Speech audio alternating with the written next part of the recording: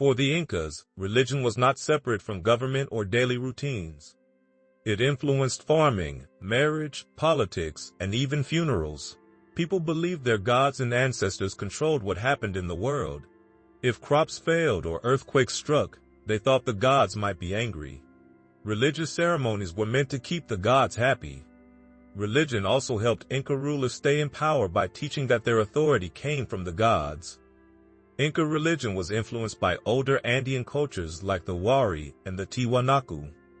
Even though the capital city of Cuzco promoted official Inca gods, many local groups kept their own beliefs.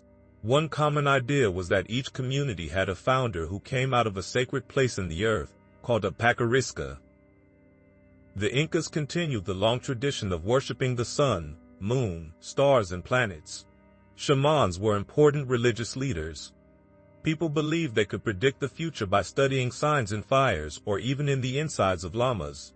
Cusco was said to have hundreds of these religious experts.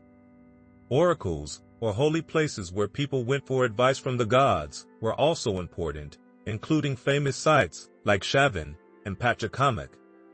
The Incas believed the world began at Lake Titicaca, which was already a sacred place.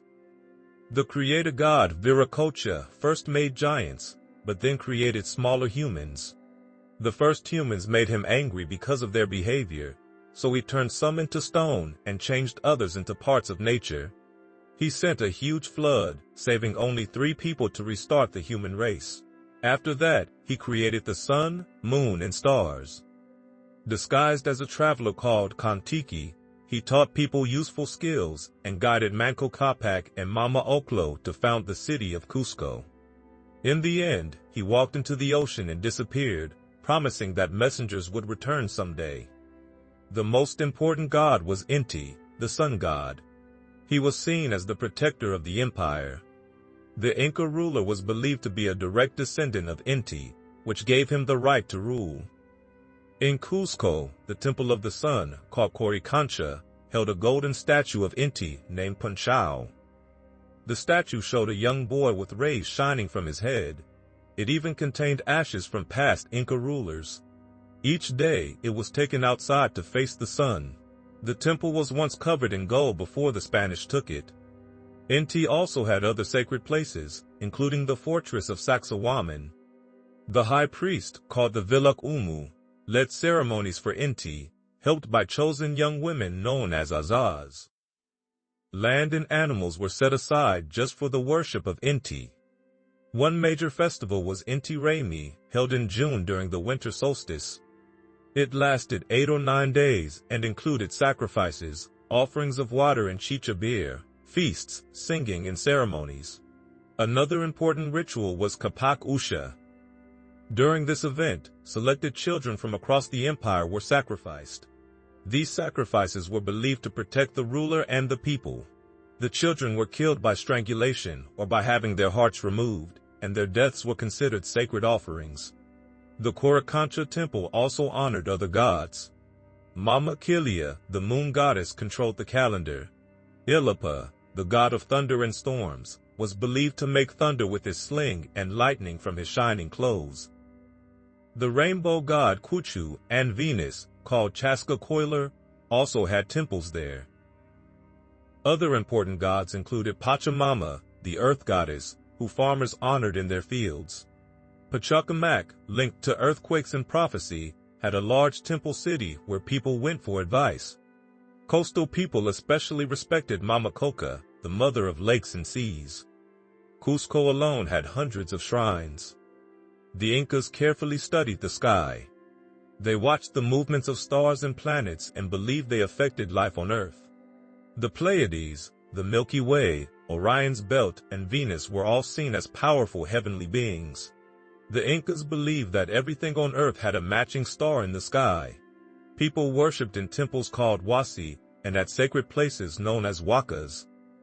Huacas could be mountains, rivers, caves, springs, or unusual rocks. Priests led ceremonies and offered valuable items and animals, especially llamas of certain colors for different gods. Human sacrifice did happen, though less often than in some other cultures in the Americas. Sometimes children were given alcohol before being sacrificed so they would feel calm. These sacrifices usually happened during serious events like droughts, eclipses, royal deaths, or after wars. Huacas were believed to hold special spiritual power. People left offerings such as shells, cloth, coca leaves, clay figures, llamas, and guinea pigs. Some sacred stones were even carried into battle. At Machu Picchu, a stone called the Intihuatana was used during solstices to symbolically connect the sun to the earth. In Cuzco, a raised platform called the Osnu was used for ceremonies and for watching the stars. Many of these sacred sites were connected to Cuzco by ritual lines called ceque, forming a sacred network across the empire. Ancestor worship was also very important. Families reopened tombs at certain times to bring food and gifts to the dead. Some graves had channels so drinks could be poured inside. Community founders were honored with statues. The Incas sometimes took these statues from conquered groups to control them. Important people were mummified by drying their bodies and wrapping them in cloth.